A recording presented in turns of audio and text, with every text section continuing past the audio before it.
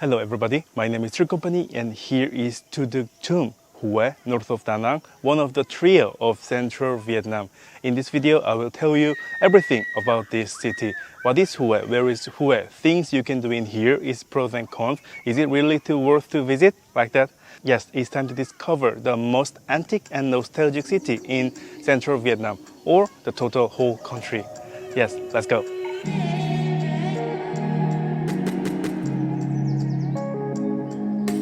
HUE was the capital of the Nguyen dynasty, the last kingdom of Vietnam. The distance between Da Nang is 80 kilometers. That's a little farther than traveling from San Francisco to San Jose. Today, the population is close to 450,000, but the contents of HUE are not based on the modern city. It's many ruins built during the Nguyen dynasty. In terms of that, HUE is the best in Vietnam. When people think of Vietnamese old capital, they think of Hanoi. Of course, Hanoi is indeed historically significant and was the capital for a long time. But the problem is, there's not much left of it. In fact, even if you go to Thien Mu Imperial Citadel, the largest of Hanoi's ruins, because it's not in the best condition or scale. So what people want to see in Hanoi is not so much the ruins. They go there for the noisy and crowded old quarter. But HUE is different. This is the capital of the last Vietnamese dynasty.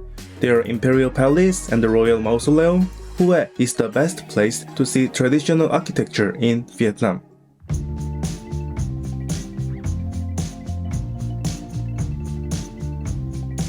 Many of HUE's highlights are the tombs of kings and emperors, and Vietnam is also a Confucian country, so the mausoleums were built in far areas with good water and mountains. That's why HUE travel is not just urban. The destinations are scattered here and there. This makes the tour program quite competitive, because it's difficult to travel in between. And HUE has a population of 450,000. It's very small compared to Da Nang, which is almost 1.2 million, but 450,000 people is not small at all. It's more than Venice, more than Florence. And it's far enough away from Da Nang, so HUE doesn't depend on Da Nang for social or consumption infrastructure. There is no major international route, but there is an airport, there's a train station, there's a shopping mall, there is a on-tourist street.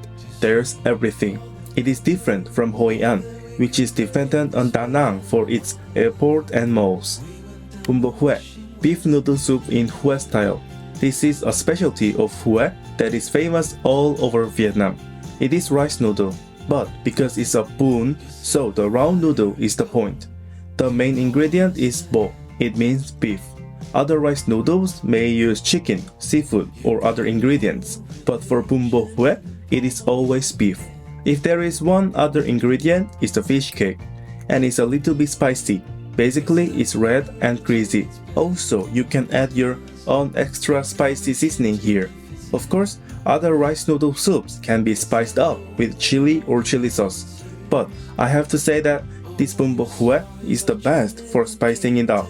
A must-try dish in HUE.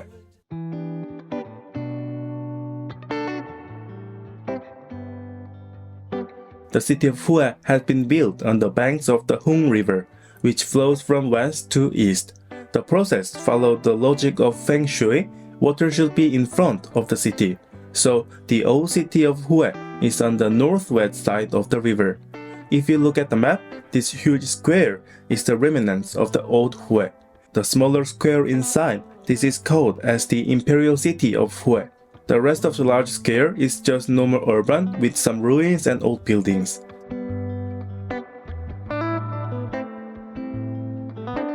The Imperial Palace is modeled after the Chinese Forbidden City in Beijing. Its buildings have the same names as well. The Meridian Gate, Ngomon, it is Uman in Beijing. The main building, the Hall of Supreme Harmony, it is Dien Tai Hua in HUE, Tai Hao Dien in Beijing. Unfortunately, the Imperial Palace was destroyed during the Vietnamese War, so it is a shame that it lost much of its original appearance. But you can feel the impermanence of time even in its broken state.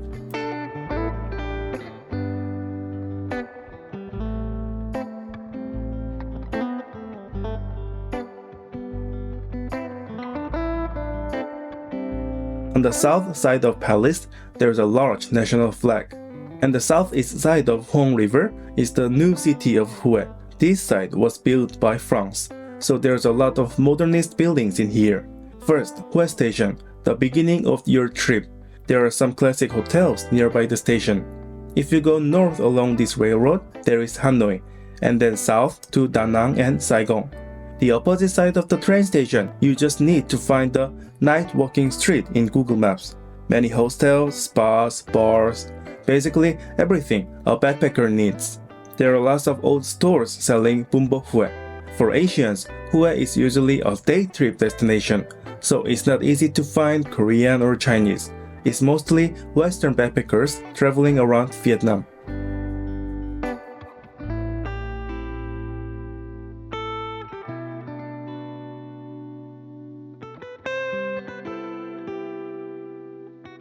There is only one tall building in town. It is Melia Wimfer Hotel, which is located in the shopping mall called Vincom Plaza. The hotel itself is nothing fancy. It's a small town brand hotel. The pool is indoor, the restaurant is average, but it's the only high-rise, which is a big advantage. The view from here is unique in this city. The last part of the city is southern riverside of Huang. The atmosphere is really pretty. The architectures along the river, the bridges over the river. Not many people come here during the day because it's so hot. But in the evening, when it's cooler, a lot of after-work people come out. If you're spending more than one night in the city afterward, I would definitely recommend this area. The closest attraction to the city center is Thien Mu Temple, not far west of the Imperial city. It was built in 1601, long before the Imperial Palace was built. It has a tranquil atmosphere with Huang River as a backdrop. It's not far from the city center and is the only temple among the main attractions. In many ways, it's an important part of any trip to HUE. The famous mausoleum closest to city center is Tu Duc I, the fourth king of the Ungern dynasty. He ruled Vietnam from 1848 to 1883. France invaded Vietnam in earnest during his period. The colony of French Indochina was established shortly after Tu Duc's death. This is the most well-preserved of many mausoleums in HUE. It means here is the best chance to looking around traditional architecture. And another point is that it is very standard. No more pond, no more buildings, no more garden. It's a traditional Vietnamese mausoleum with nothing missing. If you had to visit only one royal mausoleum in HUE, this is the one. Minh Mang was the second king of the Ungern dynasty, and his mausoleum is one of the most visited places in HUE. His reign lasted from 1820 to 1841, and it was the peak of the Ungern dynasty. It was just before French invasion. His tomb is the farthest of major royal tombs, so some people skip it on day trip. It's very large because he was the emperor at the Golden Age. The individual buildings themselves are not very large or fancy, but there's something very impressive about the large grounds and lake. Last but not least is the tomb of Emperor Khai Dinh. He was the 12th emperor of the Ungern dynasty, and during his reign, Vietnam was completely overrun by the French. Therefore, the tomb of Emperor Khai Dinh was built in the different style of Tu Duc or Minh Mang. It was built in the form of steps at the foot of the mountain and is much smaller in scale. And there is no pond or lake inside the mausoleum. Emperor Khai Dinh lived until the 1920s, so there are photographs and realistic-looking statues of him inside the mausoleum. That's not the end. There are many more ruins to explore. There's the mausoleum of King Jalong and the mausoleums of other kings and emperors. But if I could recommend one more place, it would be HUE Temple, not far from the Tu Duc mausoleum. There are many temples around, but this is the most atmospheric of them all.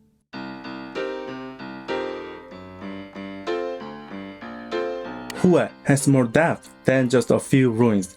It was the capital of Ungern dynasty, the first to unify Vietnam. Later, France was more concerned with Hanoi and Saigon, but HUE was also carefully developed it. So there's a lot of great architectures in the city. HUE is the best of this in central Vietnam. If you take a day trip to HUE and just focus on the ruins, you might miss out on this part of the city.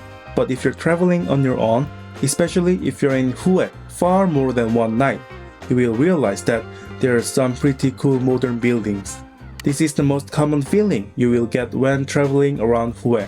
It is hard to find in Hoi An, which is often compared to HUE. It's too crowded there, but not in HUE. The roads in the mountains as you drive between royal tombs and on occasional river and the overlapping mountains beyond. Old uncrowded mausoleums. You could put the video in the dictionary explaining the tranquility, even the city itself. How about this view from the banks of Huang River? This is a distinct upside of HUE that neither Da Nang or Hoi An has. This is a conditional upside that can only be realized if you stay here. Accommodation is definitely cheap in HUE. Even decent 4 or 5-star hotels are cheaper than in Da Nang or Hoi An. The Silk Path Hotel near the train station is under $90. Saigon Marine Hotel on Huang River, $50 or $60. Melia Vinber in the city center, a nice skyscraper, is also under $100. It's not easy to decide to visit HUE, but once you made up the decision, the planning part is funny. The direct distance from Da Nang to HUE is around 80 kilometers, and because Vietnamese railroads are so slow, so the train ride will take nearly 3 hours each way. It's overwhelmingly farther away than any other tourist destinations around Da Nang. The distance itself, it is the biggest barrier to traveling to HUE. I can't help but compare it to Hoi An.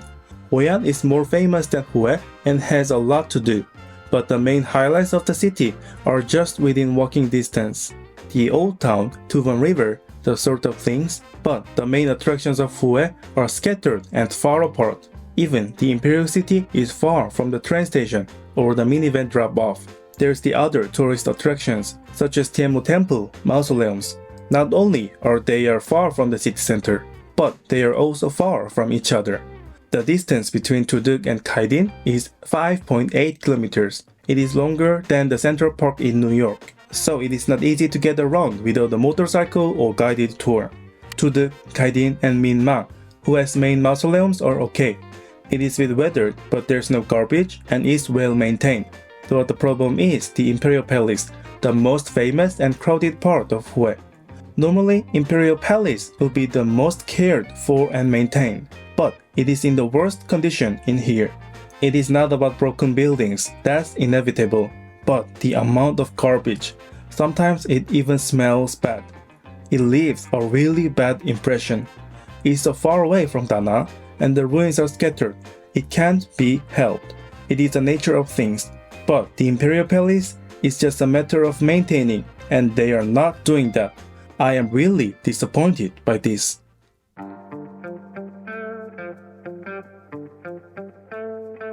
The most common way to Asian tourists. In fact, if you're traveling in this way, these tips below probably won't help you. Book a tour and they will do everything for you. Just wait your pickup van from your hotel. If you don't have a lot of time and just want to see some sights, it is a good option for you, especially if you're with the old parents or kids. Comfort is a priority, but it's different when you are a backpacker. You have to get there yourself. If you are from northern Vietnam like Hanoi, railway is the best option. It has beds. Game over. From Da Nang, you can take a train or minivan. 1.5 hours minivan is faster than 3 hours train, but I still recommend a train. See the routes of railway and motorway. The railway is much closer to the sea, so it gets a great ocean view. But if you have to rush, you can take a minivan. From Hoi An doesn't have a railway station, so you have to move to Da Nang. It is little tricky, but you can book and ride a minivan directly from Hoi An. Finally, minivan can be a rival to railway. Unlike Hoi An, where you can walk everywhere, traveling HUE is more complicated. The city center is fine, but the problem is the royal tombs. The most common way to get there is by a motorcycle. There are many shops in Tourist Street. It's a mountain road with very little traffic, so it's not too dangerous. But the ruins are usually closed by 5 p.m. or 6 p.m. So when you make a plan, you have to consider about the closing and travel time.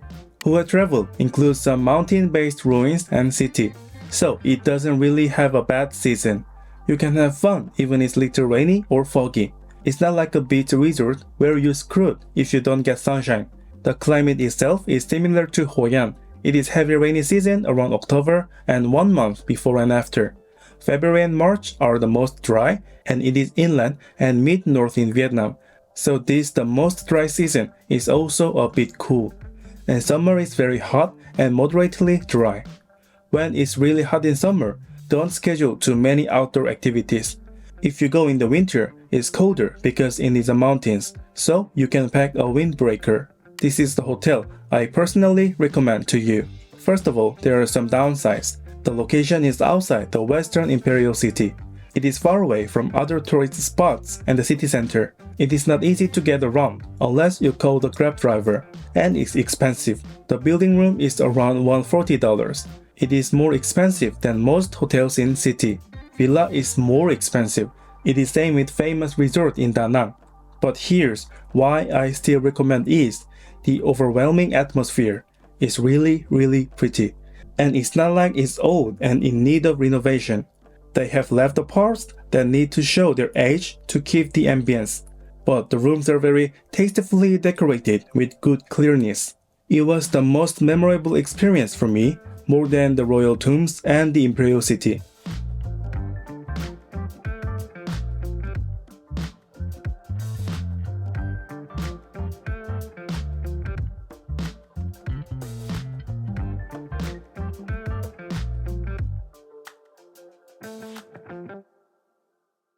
Okay, let's recap what you learned today. A quick summary of HUE travel.